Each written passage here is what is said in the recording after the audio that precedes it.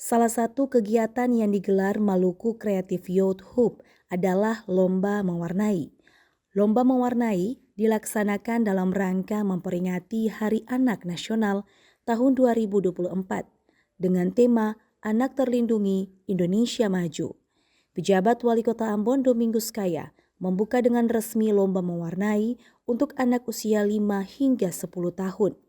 Domingus Kaya mengatakan, pemerintah Kota Ambon sangat mendukung ajang kegiatan-kegiatan ini sebagai ajang kreativitas dan inovasi anak. Dirinya berharap dari kegiatan ini, anak-anak bisa berkarya dan menjadi anak-anak Indonesia yang hebat dengan kemampuan untuk menjawab tantangan masa depan.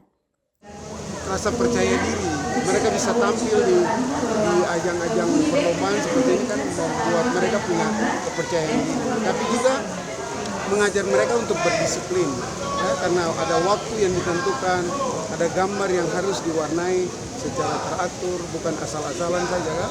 Nah itu konsep-konsep untuk membangun moralitas dan spiritualitas anak.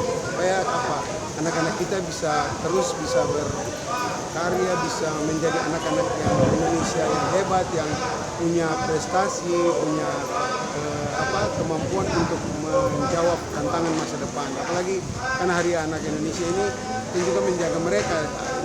Ininya kan anak terlindungi, ya, Indonesia untuk Indonesia maju.